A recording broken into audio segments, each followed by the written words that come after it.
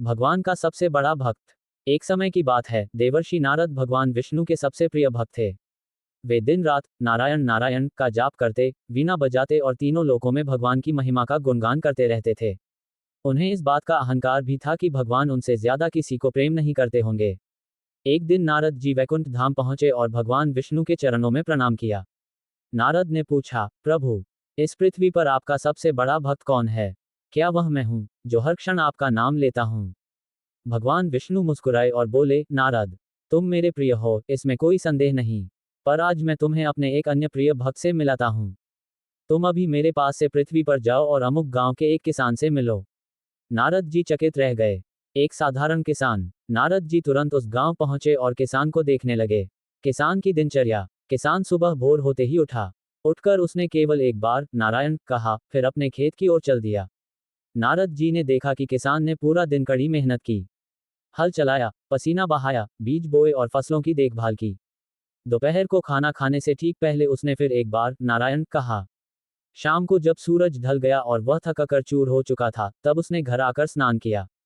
रात को बिस्तर पर लेटते समय उसने तीसरी और अंतिम बार नारायण का जाप किया और सो गया। नारद जी यह सब देखकर बहुत आहत हुए। उन्होंने सोचा, मैं दिन में हजारों बार भगवान का नाम लेता हूं, पर यह किसान केवल 3 बार। और भगवान कहते हैं कि यह उनका प्रिय भक्त है। भगवान की परीक्षा। अगले दिन नारद जी सीधे वैकुंठ धाम पहुंचे और शिकायत करने लगे। नारद, प्रभु, आपने जिसे सबसे बड़ा भक्त कहा, वह तो मुश्किल से दिन में आपका नाम 3 बार लेता है।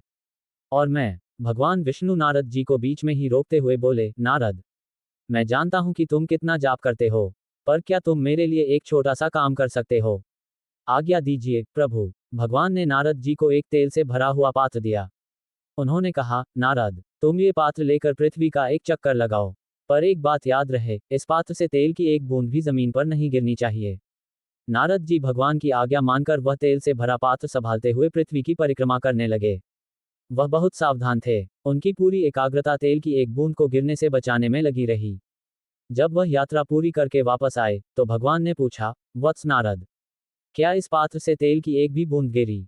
नारद जी ने गर्व से कहा, नहीं प्रभु, एक बूंद भी नहीं गिरी। मैंने पूरी एकाग्रता से ध्यान रखा।